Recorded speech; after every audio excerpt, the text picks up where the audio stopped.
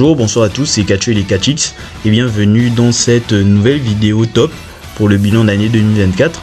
Cette fois-ci, ce top sera consacré aux catcheuses, histoire de définir celles qui ont été les plus marquantes dans la division féminine, qui a été nulle, clairement, pour ne pas changer de l'année dernière. Donc sans plus tarder, je vais commencer par les mentions honorables. Tout d'abord, Liv Morgan, la championne mondiale féminine, qui a eu un bon début d'année depuis son retour avec son Revenge Tour. Mais depuis l'histoire où elle devient Chouinville avec Dominique et sa rivalité avec Rhea Ripley à rallonge, c'est devenu nul. Io Sky, qui devient de plus en plus elle-même depuis la perte de son titre féminin, et ça dans le bon sens du terme, et qui arrive à enchaîner de bons matchs en solo, et aussi qui propose de bonnes promos, sans que ça soit stéréotypé. Willow Nightingale, la masterclass incarnée, qui a eu un très bon NTBS malgré que ça soit un mois de transition juste pour Mercedes Moné, et aussi le fait qu'elle continue à être aussi intéressante dans ses matchs et dans ses rivalités, en particulier celle avec Chris Statlander. Tiffany Stratton, actuelle Miss Money in the Bank, qui a eu une belle association avec Nia Jax et où il y a une histoire autour de son potentiel cashing, malgré que ça soit à rallonge aussi. Toni Storm, qui exprime de plus en plus le talent de son personnage Timeless, clairement le meilleur personnage de sa carrière, malgré un règne pas spécialement convaincant. Enfin, mention spéciale à la division féminine de NXT globalement, où ces chères mesdames font un boulot monstre pour faire en sorte à ce que ça soit la meilleure division féminine du catch.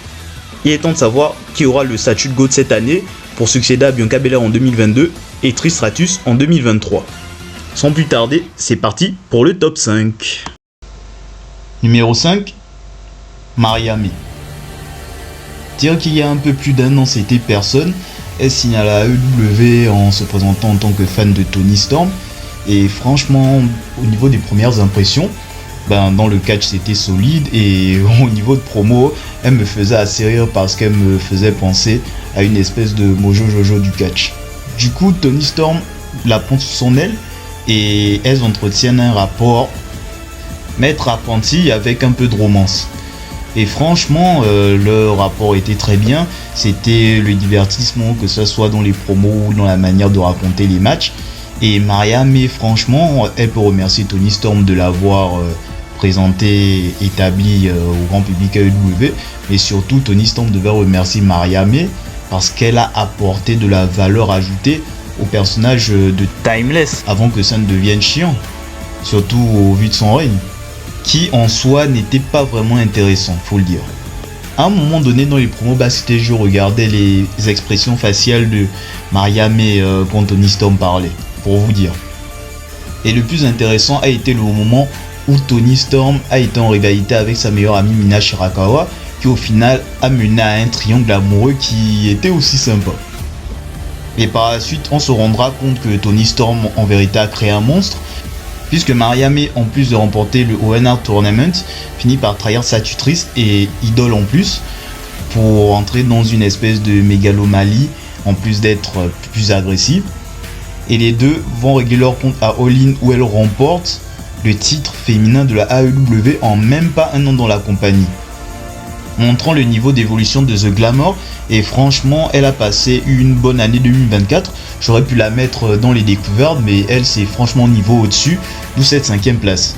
Même si son règne en tant que championne, on ne sait pas s'il existe, et les programmes qui auraient pu être intéressants ont été rushés. Je pense à son programme contre Mina Shirakawa. Je pense qu'il faudra attendre que Toni Storm revienne à la charge pour qu'il y ait quelque chose. Mais globalement, c'est du très bon avec Maria May. Numéro 4, Bianca Belair. Ça me fait tellement chier sa position actuellement, franchement elle mérite mieux. Elle devrait être dans le main event actuellement. Mais bon, elle a quand même fait une année assez solide, en commençant par le Royal Rumble tranquillement, où elle fait une bonne performance et elle élimine une seule personne, la personne de Jordynne Grace. Elle fait une bonne performance à Elimination Chamber aussi, qu'elle ne gagne pas. Et toujours vainqueur à WrestleMania, mais WrestleMania c'était plus un prétexte pour présenter Jade Cargill, qu'elle prend sous son aile justement, en remportant les titres par équipe et en étant la meilleure équipe de 2024, comme je l'ai dit dans la dernière vidéo. Elle met bien en avant Jade justement, puisque des deux c'est clairement elle le maillon faible du duo. Et pourtant le duo en lui-même est très fort, hein, c'est pour dire. Elle traîne dans la division par équipe jusqu'à présent, mais quand elle a l'opportunité de s'exprimer en solo, c'est très fort, hein. Elle a quand même fait quelques petites masterclass cette année, comme par exemple contre Tiffany Stratton, contre Nia Jax, contre Io Sky, même contre Piper Niven récemment, c'était solide quand même.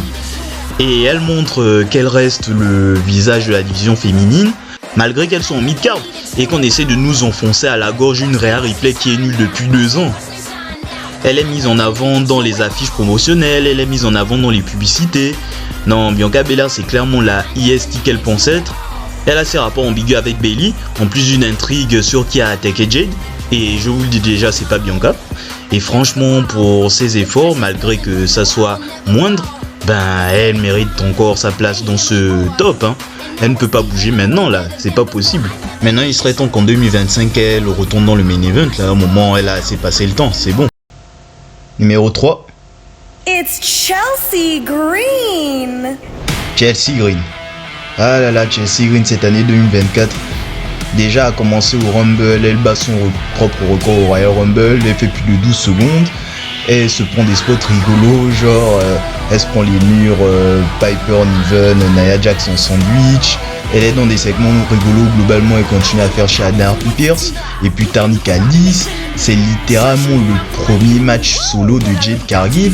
Non, en tout cas rien que le tiers d'année c'est déjà bien pour elle. Elle est dans le Money in the Bank où elle entre en tant que favorite et où c'est clairement la MVP du match. Surtout au vu du dernier spot de zinzin qu'elle se mange. Oulala, vraiment, Chelsea Green, merci pour les travaux. En plus, elle a fait les 3 branches cette année, Raw, SmackDown, même NXT, où elle a affronté Roxanne Perez pour le titre et plus tard permis d'introduire Julia. Elle est présente dans la division féminine par équipe. Elle fait des petits programmes de mid-card comme par exemple contre Mia Yim dans le Dumpster Match. Non, vraiment, Chelsea Green c'est du solide en mid-card et elle montre clairement qu'elle arrive à être pertinente sans titre. Et ça, franchement, bravo à elle. Et en parlant de titre, elle a pu gagner le PIMS féminin, étant ainsi la première championne. Voilà, bravo à elle. Cette année, c'est clairement du pain béni pour montrer l'utilité de son retour. Toujours aussi pertinent dans son personnage avec Piper Niven. En plus d'avoir progressé sur le ring, Chelsea Green c'est clairement l'incarnation du fait qu'une mid-card féminine peut exister et qu'elle peut être intéressante sans qu'il n'y ait que des programmes pour les championnats mondiaux féminins et voire pour les championnats tout court, et à voir si elle restera dans cette même lancée en 2025 maintenant qu'elle est championne et même au moment où elle perdra le titre. Numéro 2, Roxanne Perez. Elle faisait partie de mes tops des découvertes il y a 2 ans et là elle a fait clairement sa meilleure année à la WWE. Déjà en commençant par un personnage de Psycho Girl genre à la AJ Lee, elle fait enfin son heel turn après avoir reçu une injustice lors de son match contre Lyra Valkyria pour le titre de NXT qui est devenu un match triple menace. Donc elle est de plus en plus déterminée à récupérer le titre qu'elle n'a jamais perdu. Ben en soi si madame tu étais dans le match au moment où tu l'as perdu, mais bon, il n'y a pas de souci. Pour finir par le gagner à Stand and Deliver, et à partir de là, elle passe à la vitesse supérieure dans son parcours pour la suite de l'année. Elle fait ses premières défenses du titre de NXT contre des nanas établies du main roster à l'image de Natalya et Chelsea Green. Ensuite elle se tape des Jordynne Grace, grosse championne à la TNA, et continue avec des défenses solides pendant les mois qui vont suivre, établissant ainsi comme le visage de la division féminine de NXT qui est bien garnie. Pendant que les suiveurs vont dire que ses meilleurs matchs c'est contre Jordynne Grace et Lula Vice, les gens lucides diront que sa meilleure défense c'est contre TAL dans un super match à NXT Great American Bash. En termes de personnage, ça avait vraiment du mal à démarrer au début.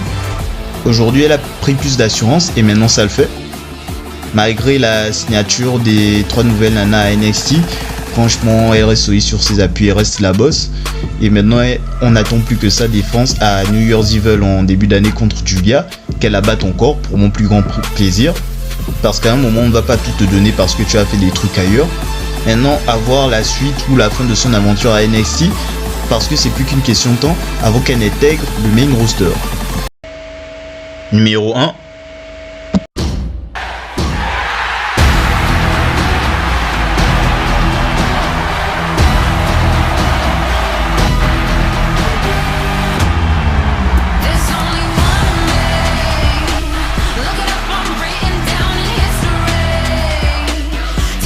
Nia Jax.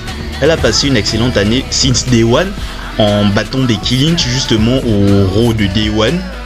Au Royal Rumble, elle a été une grosse menace, franchement, avec le record d'élimination également. C'était l'élément à éliminer en priorité et elle a surtout permis une très forte introduction de Jade Cargill au moment de ce Rumble. Elle a une chance pour remporter le titre mondial féminin à Elimination Chamber contre Rhea Ripley. Elle aurait dû gagner d'ailleurs. Franchement, Rhea conserve, c'était une mauvaise idée. Pour terminer sa rivalité contre Becky Lynch en perdant dans un last moment standing match plutôt sympa. Elle ne fait pas WrestleMania mais est draftée à SmackDown et dans le tournoi Queen of the Ring, elle bat quand même coup pour coup Jade Cargill, Bianca Belair et une Lyra Valkyria qui était quand même bien mise en avant à ses débuts pour ainsi devenir Queen Nia Jax. Et ça c'est beau. Elle prend Tiffany Stratton sous son aile, l'aidant à avoir une place importante dans le roster de SmackDown et derrière remporte le titre féminin à SummerSlam. Donc là on a une Queen championne carrément. Son règne est plutôt bon, elle impose sa dictature dans la division féminine de SmackDown sans paraître invincible non plus. Elle a des matchs plutôt solides et a récupéré Candice Gargano en allié de plus.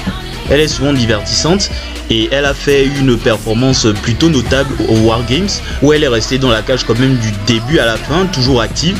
Mais bon, les gens vont retenir les botches qu'elle a faites dans un match où globalement l'action était sloppy de pratiquement tous les participants. Mais bon, on va dire que c'est de la faute de Nia Jax. Mais Benoît New. De toute manière, quoi qu'elle fasse, elle aura toujours des détracteurs. Mais en étant objectif, elle a fait l'année la plus complète et la plus productive dans la division féminine.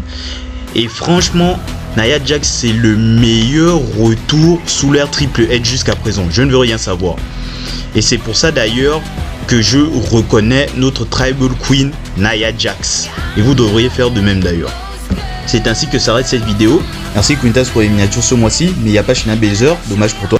Je vous invite à proposer votre propre top 5 des catcheuses de l'année selon vous. N'hésitez pas à vous abonner, à liker et à partager aussi. Et on se retrouve la semaine prochaine pour le top 10 des catcheurs de 2024. Ah bon, en attendant, je vous souhaite d'avance un joyeux Noël.